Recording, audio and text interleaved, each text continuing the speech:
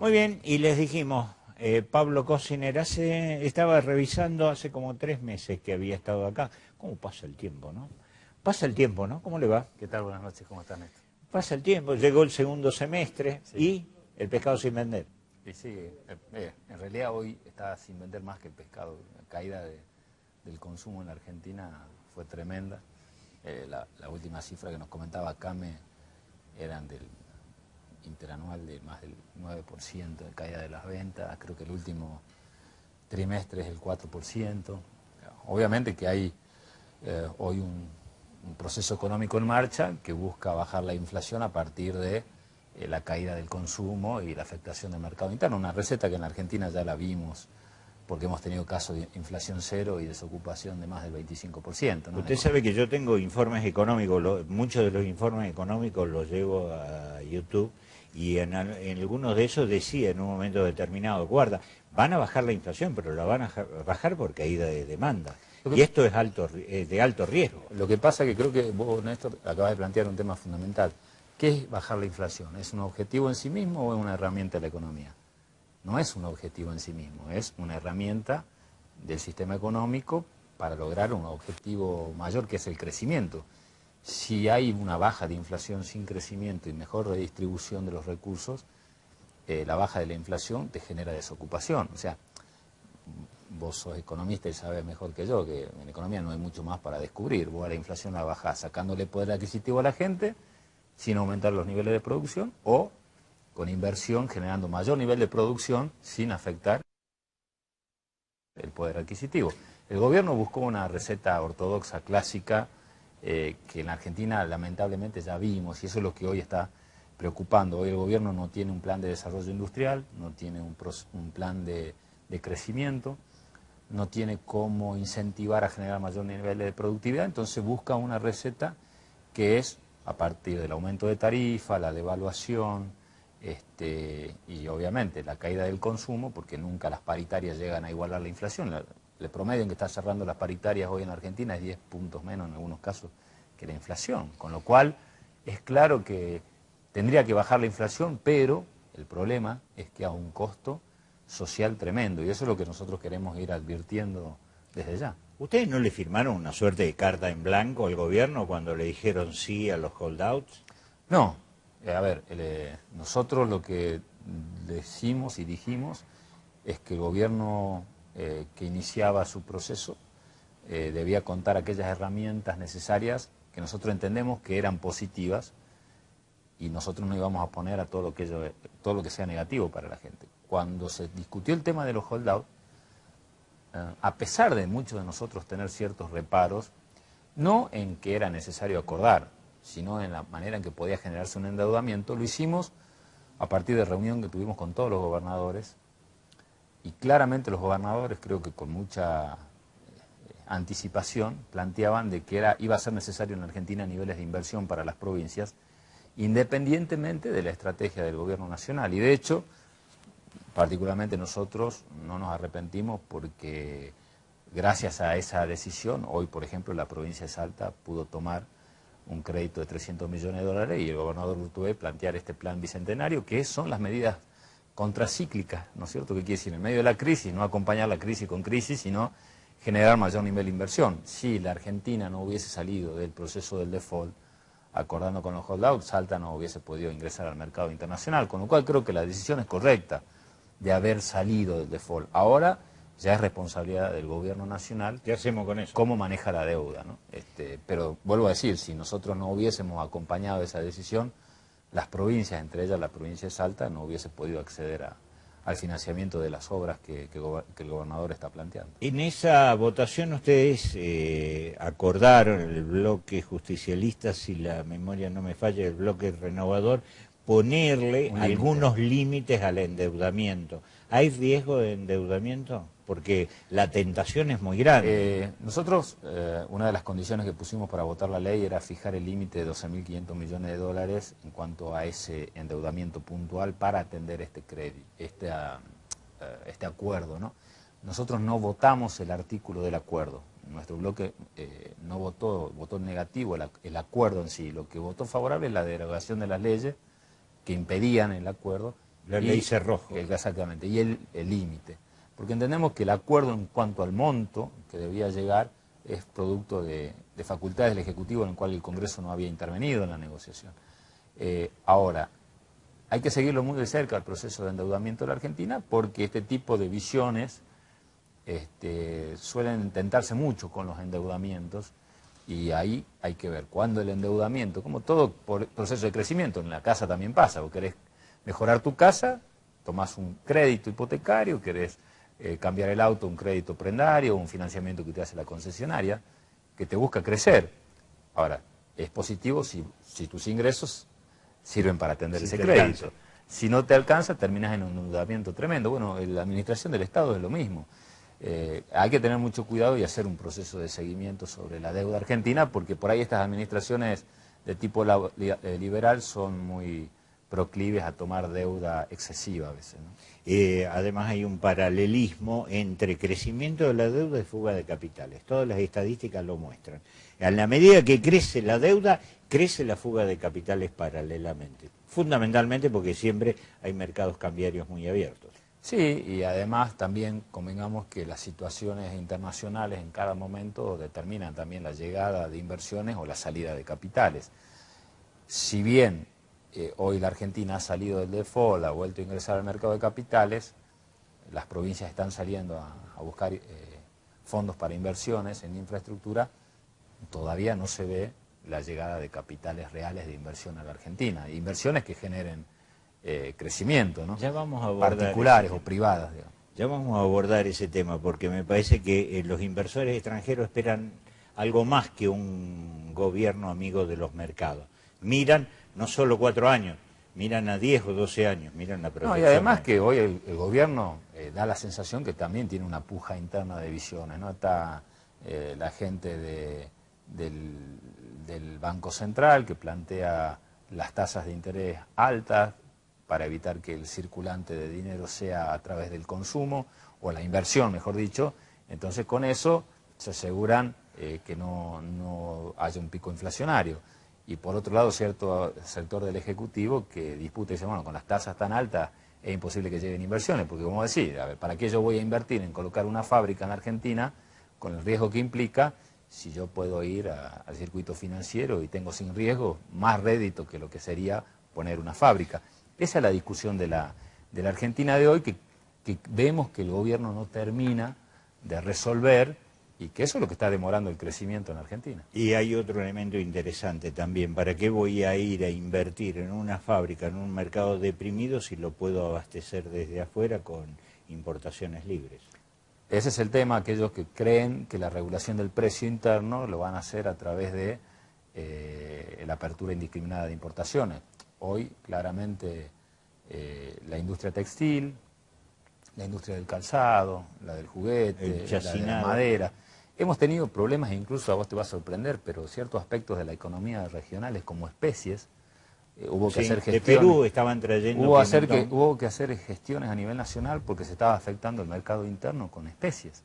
Entonces, hasta tomates, una serie de cuestiones que hacían al movimiento interno en la Argentina, que hoy se está siendo afectado. Y obviamente esto, a ver, no hay nada, como te decía, nada por descubrir. Sabemos que el próximo paso de la apertura indiscriminada de las importaciones es la desocupación. Porque si hay una fábrica que deja de producir, vuelve a caer el consumo. Bueno, pero ahí está la cuestión medular, que yo creo, desgraciadamente, que para algunos actores de este gobierno, el modelo de la Argentina del futuro cierra con más de 20 puntos de desocupación.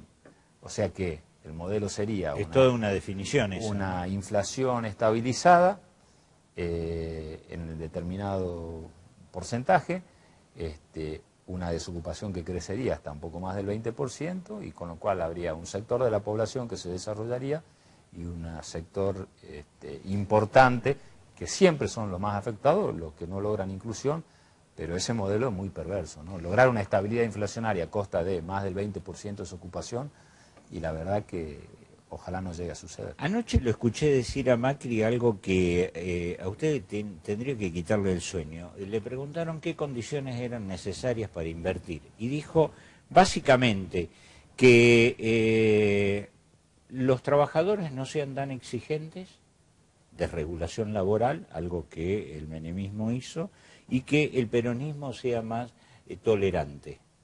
¿Le pega bajo la línea de flotación? A la sociedad le pega bajo la línea de flotación, porque de nuevo se plantea un esquema de salida para el país en donde la gran parte del sacrificio la hacen los sectores más vulnerables. O sea, si ya se empieza a hablar o a sospechar de una flexibilización laboral, una suba en la edad jubilatoria, no es nada nuevo, ya lo vimos, como te decía yo, en la Argentina. Creo que, bueno, esa es la discusión que se va a venir en el segundo semestre, ¿no? Porque nosotros vemos que incluso en las leyes que hemos acompañado siempre hemos tenido que poner peros en algunas cuestiones. Cuando fue la ley de pago a los jubilados, nosotros votamos en contra la venta de acciones del Estado, puntualmente de ANSES, en las empresas privadas, porque entendíamos que eso desfinancia el fondo de sustentabilidad del ANSES. Cuando fue el tema de los holdados, el límite del endeudamiento, cuando fue el tema de la evolución del IVA, los sectores más vulnerables, ya advertíamos que iba a fracasar y que no iba a llegar a los sectores más vulnerables porque son los que no están bancarizados.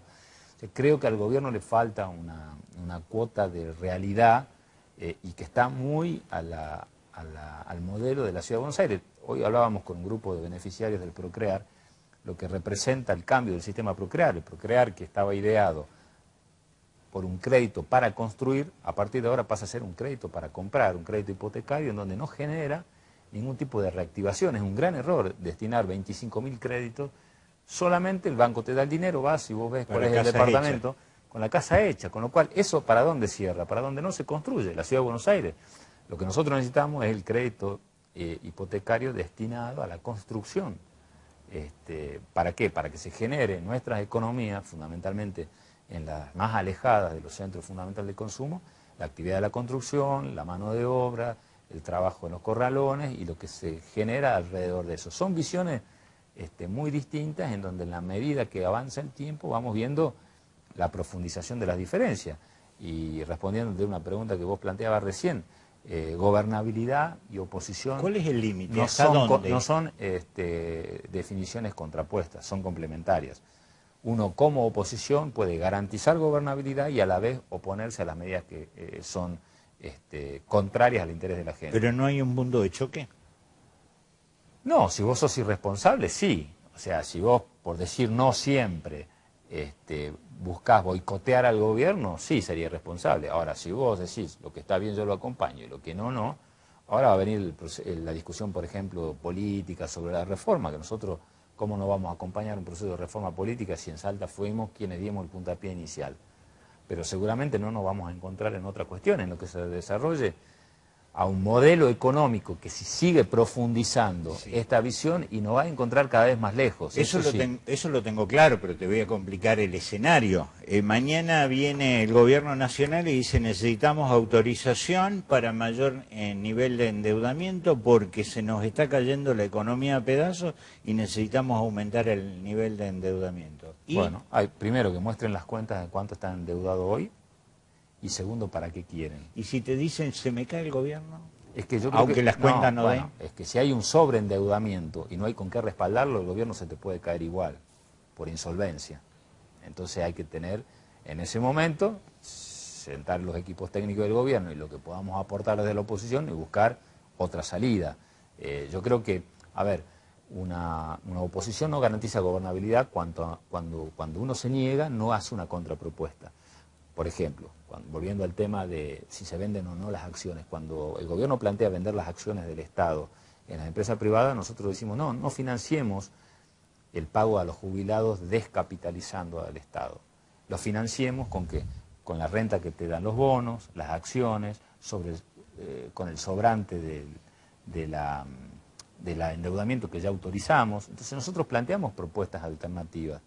Entonces, si el gobierno viene un día y dice, bueno, necesito endeudarme mucho más porque se me cae el gobierno, veremos qué alternativa nosotros le podemos plantear. Yo creo que el gobierno no está apostando a algo fundamental, que es la carta que tiene que sacarla rápidamente, que es recuperar el rol del Estado. El Estado no puede ser pasivo en la economía argentina. Hoy el gobierno entregó el funcionamiento de la economía... Pero lo entregó al mercado. Al mercado, a las leyes de la oferta y la demanda. Lo que tiene que sacar el Estado de vuelta a la Carta del Estado. O sea, el gobierno la Carta del Estado bien entendida. Es decir, el Estado tiene que dinamizar la economía, tiene que hacer inversiones directas. Mirá lo que ha pasado con el aceite, Pablo. Bueno.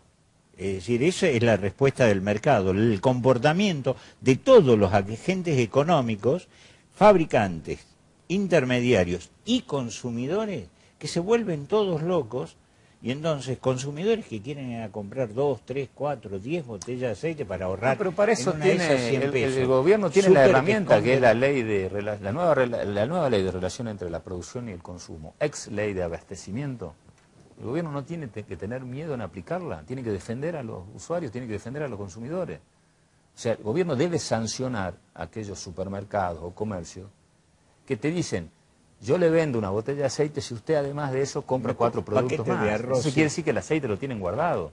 Entonces, a ver, la Argentina no se queda sin aceite de la noche a la mañana. El problema es que la están guardando, especulando con una alteración de los precios. Que el Estado recupere su posición no quiere decir necesariamente que gaste más dinero, es recuperar su acción reguladora en el Estado. Entonces, el Estado rápidamente tiene que reaccionar y decir, a ver, ¿cuáles son los comercios, supermercados o cadenas que están afectando a los consumidores escondiendo los productos? Y aplicar las sanciones correspondientes. En cuanto empiecen a aplicar las sanciones correspondientes, se van a cambiar conductas. Ahora, hay conductas que el mercado por sí mismo no las va a cambiar. Y ahí es donde creo que el gobierno está fallando. El gobierno abandonó, por una cuestión ideológica, la participación del Estado en la economía.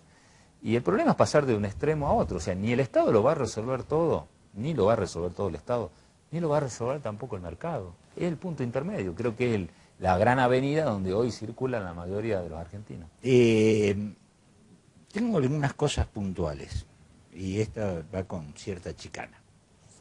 A ver, devaluamos un 40%. Quitamos las retenciones. Le llegó al sector agroexportador. El campo le va a llegar ahora con la venta de estas cosechas. El problema es que le llega cuando ya sus insumos también aumentaron lo mismo. Todo esto para controlar la inflación. Y resulta que tuvimos una inflación acumulada de casi el 30% en los primeros 6 meses y celebramos como loco tener una inflación mucho más baja, pero que es la misma que tenía el kirchnerismo el año pasado. Sí. ¿Es para ponerse contento o es una burla? No, porque, a ver, esto nos lleva al análisis de la herencia recibida y demás, ¿no? Yo digo, vamos al supuesto que el gobierno anterior hizo todo mal. Vamos al supuesto, ¿no? Que no es el caso. Yo creo que se han hecho cosas muy buenas, regulares y malas. Pero vamos al supuesto que haya hecho todo mal. Eso no te habilita para hacerlas peor. O sea, si vos venís con una inflación anual del 20 y pico %, 30 si querés, y pasás a una del 47, digamos, no te habilita porque vos hayas recibido una herencia determinante, porque hay cuestiones del corte que ya son responsabilidad tuya, digamos. Si vos decidís devaluar al 40%, no era necesario devaluar al 40% de la noche a la mañana. Cuando el gobernador Urtubey habla de los procesos de gradualidad, tiene que ver con esto. Vos te podés plantear metas anuales, trimestrales, lo mismo que con las tarifas. Con las tarifas, ¿qué es lo que habría que haber hecho? Es decirle a la sociedad, estamos retrasados en tarifas porque necesitamos más inversión. Las tarifas que nosotros planteamos de aquí a 3 años tienen que ser estas, por lo cual nosotros vamos a avanzar en un proceso gradual, pero que también incorpore premios y castigos. Porque no puede ser lo mismo aplicarle una tarifa a aquel que ahorra, que cuida o que consume menos por una propia limitación, a aquel que no se preocupa por ahorrar, que porque tiene más poder adquisitivo decide gastar lo que quiere. Entonces, creo que como todo lo que hizo el gobierno es lineal, con las retenciones lo mismo.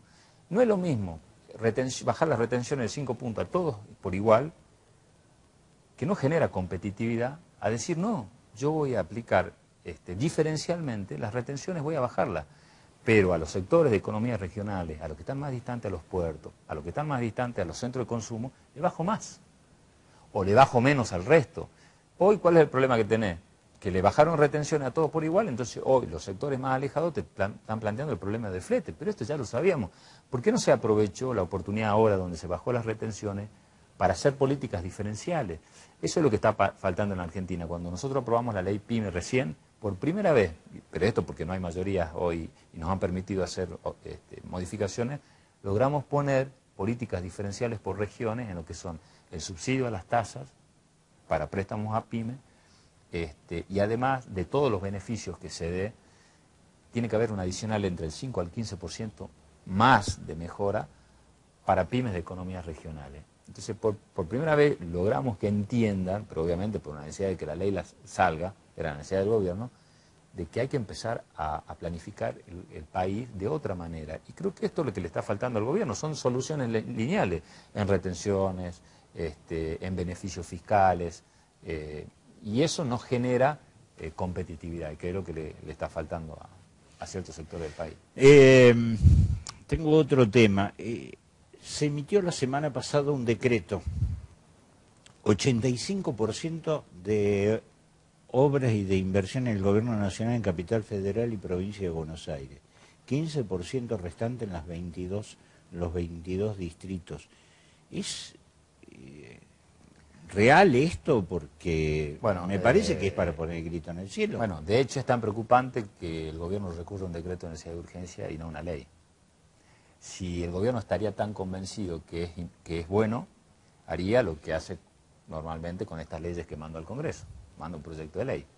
El decreto de necesidad de urgencia, vos sabés que el efecto es el mismo que una ley. Es una ley que comienza de otra manera. Siempre y cuando no lo rechacen las cámaras legislativas. Claro, entonces, digo yo, ¿por qué el gobierno no manda un proyecto de ley? Porque sabe que esa ley es muy difícil que pase el Congreso.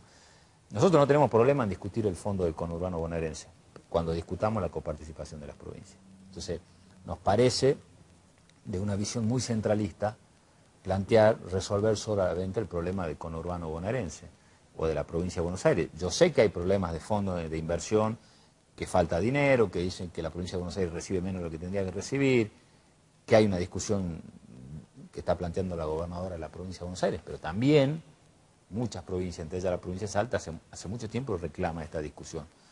Con lo cual hay que ver qué pasa con ese decreto de necesidad de urgencia cuando lo tengan que tratar las cámaras, porque también las cámaras lo tienen que tratar, nada más que bueno, como es un decreto de necesidad de urgencia, comienza ya a aplicarse inmediatamente. Nosotros no vamos a aceptar... Tienen 90 días las cámaras para nosotros, tratar. Particularmente nuestra posición, yo creo que la van a compartir los diputados... Pero los senadores de la pasar. fuerza. No, te quiero decir que nosotros, en cuanto se quiera discutir la situación de una sola provincia, vamos a generar o vamos a plantear la discusión de todas. Nos parece muy injusto resolver solamente la cuestión vinculada a la provincia de Buenos Aires y no al resto de las provincias.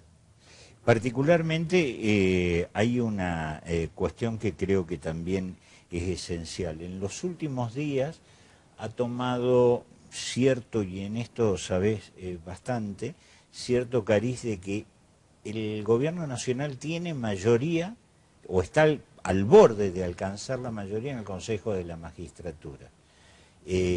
Macri tenía un compromiso muy fuerte respecto a una justicia independiente. Sin embargo, empezaron a aparecer algunos nombres, Rafeca entre ellos, también la Cámara Federal de La Plata. ¿Te quita el sueño eso? A ver, yo creo que la Argentina se debe a una discusión de una reforma judicial, a mí no me cabe duda, con mayor nivel de participación y control de la gente. Esto yo lo voy a seguir insistiendo. Fracasó desgraciadamente una reforma judicial en su momento, quizá porque no fue bien explicada, quizá porque las circunstancias políticas hicieron que no haya estado bien manejada, quizá pareció como que era un avasallamiento, pero yo no creo que la sociedad hoy esté conforme con la justicia que existe hoy. Yo creo que la misma justicia hoy, la gente te plantea dudas sobre por qué hay investigaciones que no se hicieron antes que se hacen ahora, cómo se van a hacer las del futuro, por qué los jueces que estaban callados en determinado momento comienzan a hablar ahora y no hablaban antes. Con lo cual creo que está esta necesidad de tener una justicia mejor. El tema es que, vuelvo a insistir, antes y ahora, los jueces trabajan sin ningún tipo de presión, de manera autónoma, pero también que los jueces demuestran que tienen convicciones, ¿no? Y la justicia tiene que empezar a dar también testimonios de que camina para el mismo lado de la sociedad, está pendiente. Ustedes dirán por ahí de un dato menor, para mí no, yo lo tengo presentado el proyecto del mismo momento que ingresé, que es el pago de impuestos a las ganancias por parte de los jueces. Y todavía no logramos que lo puedan hacer. Sí, entonces, con una acordada casi vergonzosa de la anterior sí, corte. Y en su momento yo presenté el proyecto, recuerdo que la expresidenta Cristina Fernández de Kirchner en una apertura de sesiones dijo, yo sé que hay un diputado del bloque del Frente para la Victoria que presentó un proyecto, pero yo creo que hay que darle la posibilidad que los jueces decidan por sí mismos esto. Yo creo que se equivocó la presidenta allí, yo creo que habría que haber generado una discusión legislativa, porque no puede ser que haya sectores privilegiados. Entonces, en la medida que haya algunos sectores que crean que son privilegiados, pasan algunas cosas. Yo creo que hay que poner a todos por igual, de la misma manera, dejar de lado los empleados de la justicia, a ver cómo se resuelve el problema de ellos, porque tienen un sistema de enganche, que no es justo, obviamente, que vean disminuido su salario, pero resolverlo. Y digo esto porque tiene que ver con la discusión en general. Yo no creo que sea positivo si se ha criticado al gobierno anterior de manipular cierto aspecto de la justicia, porque el gobierno pueda tener una mayoría dentro del Consejo de la Magistratura, pase lo mismo. Yo creo que la mayoría del Consejo debe servir para destrabar la cobertura de muchísimas vacantes que hay hoy en el contexto nacional. Nosotros tenemos la posibilidad de poner en funcionamiento el juzgado de Tartagal, hay que mejorar la infraestructura de Orán, hay cosas en la provincia de Salta que hay que resolver. Para eso debe servir, no para manipular a los jueces, para destrabar la cuestión operativa de la justicia, que muchas veces se traba por la falta de acuerdo, ¿no? Muchos ven que, nos metemos en política partidaria, muchos ven como que el peronismo se está atomizando, ¿no? A mí me queda la sensación de una vieja frase de Perón que decía, se creen que nos estamos peleando y nos estamos reproduciendo. ¿Están reproduciéndose o comienza el kirchnerismo por un lado, por el otro lado, algunos sectores que se fueron con Massa? A ver, yo creo que el peronismo hoy está reorganizándose. Para después salir a reproducirse o a buscar una reconciliación con la sociedad, lo primero que hay que hacer es reorganizarse. El peronismo tiene que salir de una derrota muy fuerte, muy dura, que un movimiento popular pierda con la centro-derecha en Argentina, merece que se mire hacia adentro. La primera elección legítima ganada por la centro-derecha, porque lo de Menem no fue legítimo. No. Entonces, yo creo que lo primero que merece, y que ahí es donde nosotros hemos tenido cierta diferencia con algunos sectores, obviamente vinculados al gobierno anterior, es que creemos que no había una autocrítica.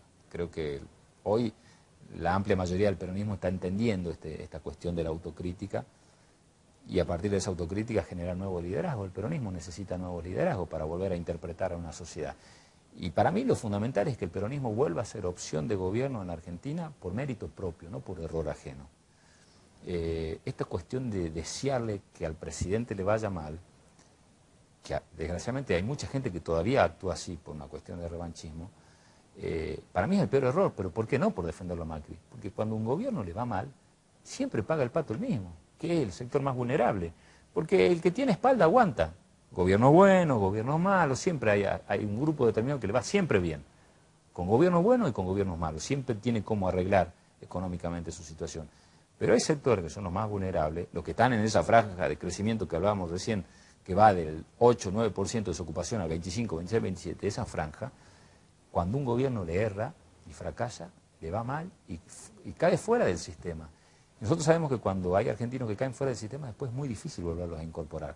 Ahora, si el gobierno es obstinado y le va mal porque le erra en sus políticas, es responsabilidad del gobierno. Lo que no puede pasar es apostar a que el gobierno le vaya mal. Entonces el peronismo tiene que ser capaz de renovarse, punto 1, de generar nuevos liderazgos, punto 2, y ser opción de gobierno por la positiva.